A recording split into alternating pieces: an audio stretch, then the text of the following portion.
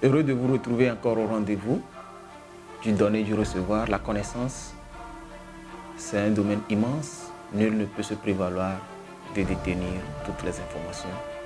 Voilà pourquoi je suis ouvert à vos commentaires, à vos apports. Dites-moi ce que vous pensez des développements que nous faisons. Et surtout, n'oubliez pas de vous abonner à la chaîne et de liker la vidéo. Nous sommes ensemble pour reconstruire notre continent. Et je suis sûr que d'ici peu, nous allons commencer par mettre les premiers pas du vrai développement de notre continent.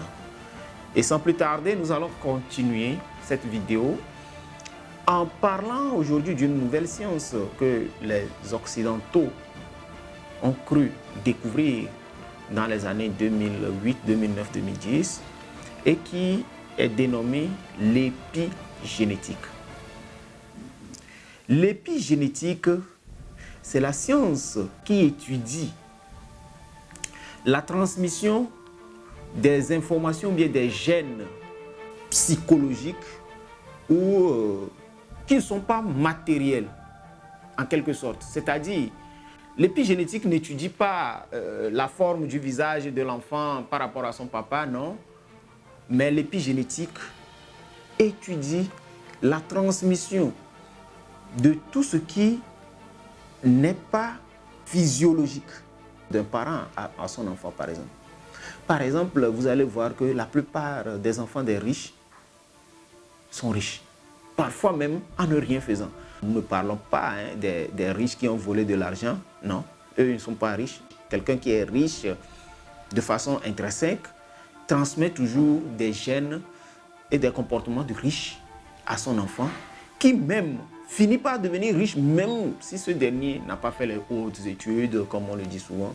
Mais il a dans son gène des comportements et il va faire juste quelques placements qui vont lui rapporter des milliards. Alors, l'épigénétique étudie également comment un enfant ou bien un parent qui a adopté un serpent, par exemple, ce qui fait que l'enfant de ce monsieur reste toujours en bon terme avec le serpent. Il étudie la transmission de ces gènes-là qu'on ne peut pas quantifier. Et ils ont découvert qu'il y a des ARN spécifiques qui se forment et qui transmettent ces informations d'un individu à un autre. Vous allez me demander, qu'est-ce que ça a à voir avec ce que ce monsieur-là racontait?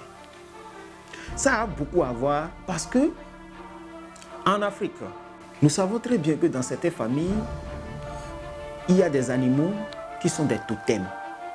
On vous dira que dans telle famille, c'est la panthère.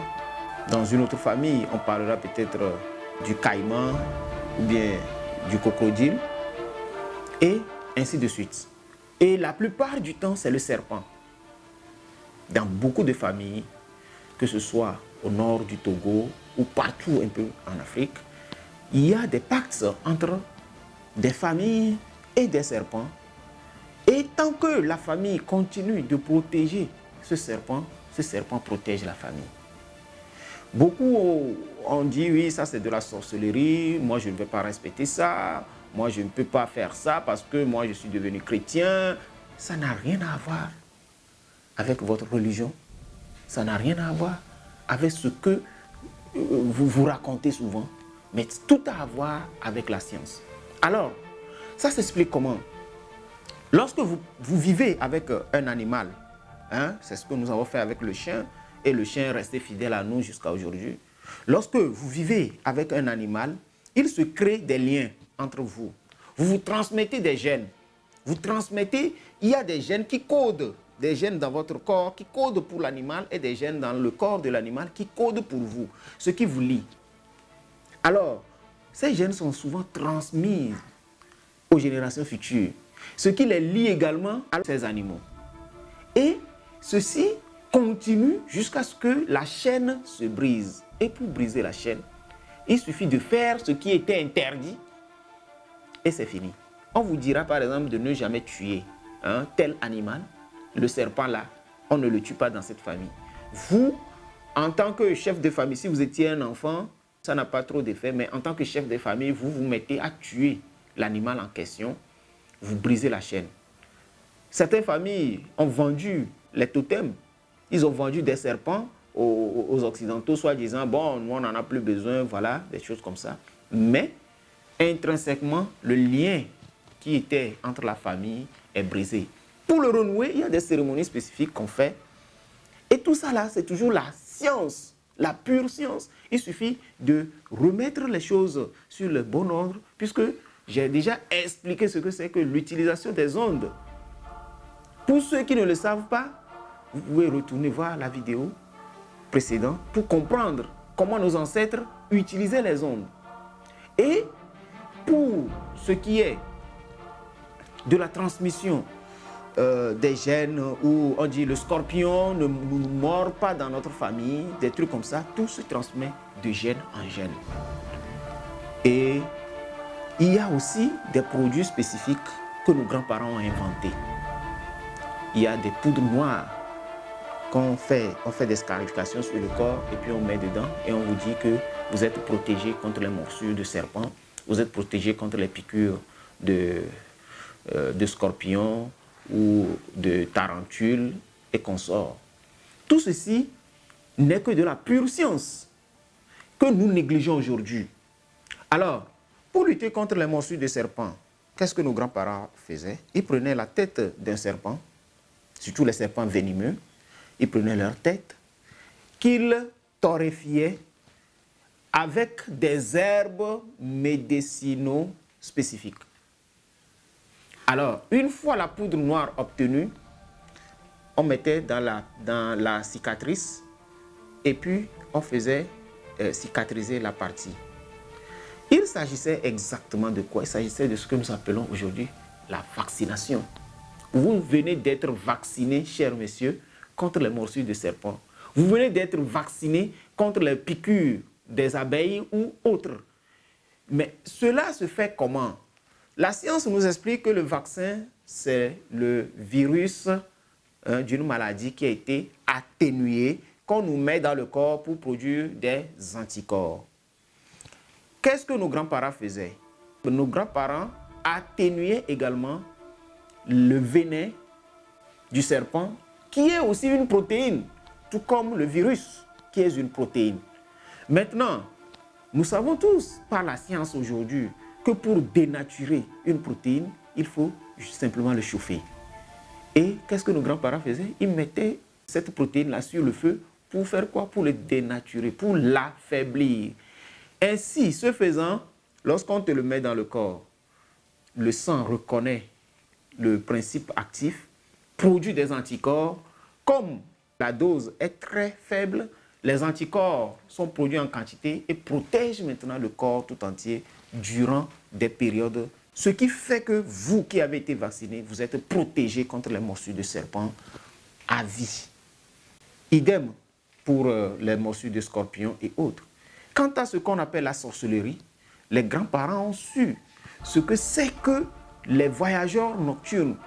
Quelles ondes ils utilisent? Quels sont les principes qui leur permettent de voyager la nuit, qui leur permettent de faire des manifestations diaboliques, machiavéliques?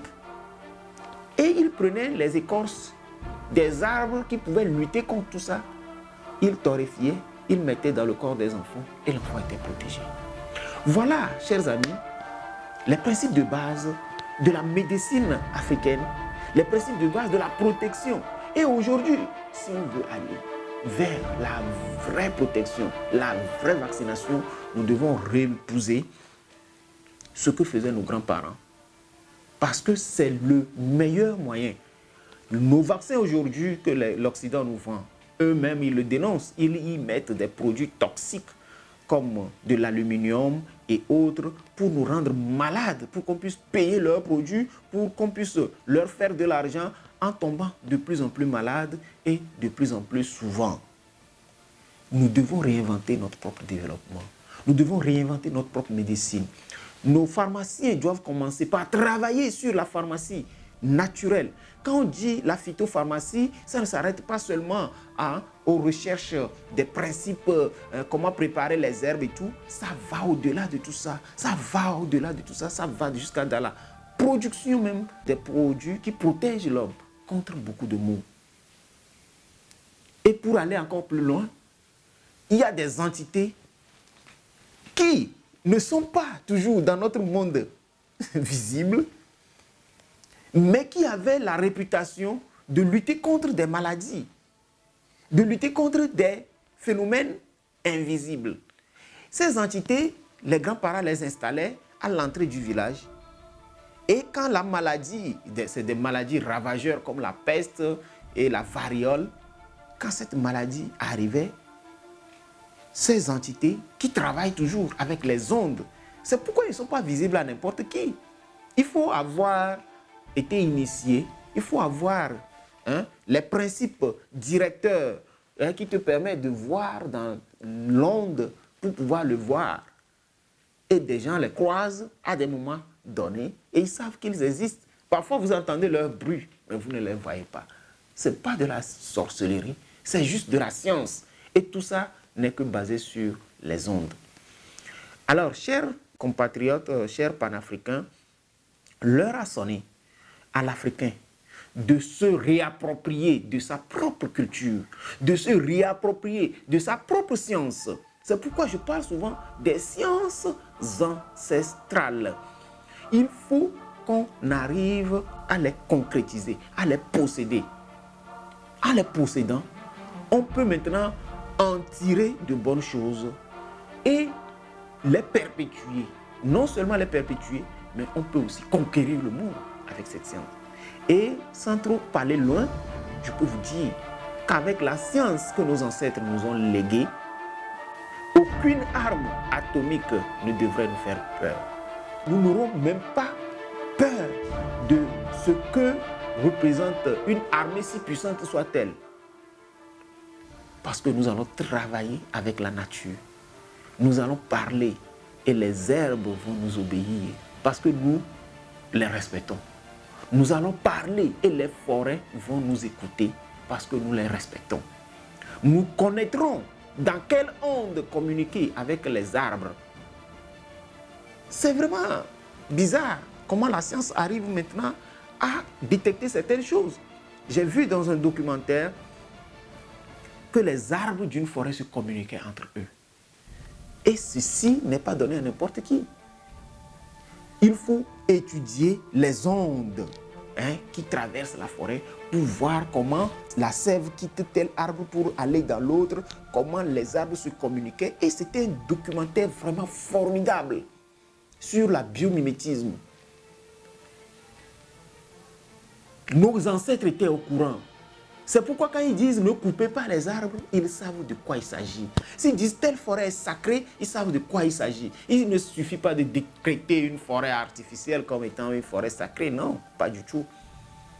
Une forêt sacrée est une forêt sacrée. Parce que les ondes qui ici sont développées concourent à faire quelque chose de positif dans notre vie. Les détruire, c'est nous détruire nous-mêmes. Les détruire, c'est se disparaître nous-mêmes. Alors, mes chers amis, je vous invite à la prochaine vidéo, tout en vous invitant à liker et à vous abonner. Pour ceux qui ne le sont pas encore, abonnez-vous. Nous allons essayer maintenant de parler du développement de l'Afrique, de l'entrepreneuriat au niveau premier degré, et comment aller vers le deuxième degré de l'entrepreneuriat, comment aller vers le troisième degré de l'entrepreneuriat, comment faire en sorte que nos pays en Afrique puissent rivaliser avec d'autres pays, pas avec les mêmes armes, mais avec nos armes à nous, avec notre façon de nous développer, avec notre manière de voir les choses. Parce que lorsqu'on sort l'humain du développement, le développement n'est plus un développement, ça devient de la destruction. Et nous n'avons pas intérêt à nous détruire, nous avons plutôt intérêt à nous soutenir et à nous développer. Merci beaucoup. À la prochaine.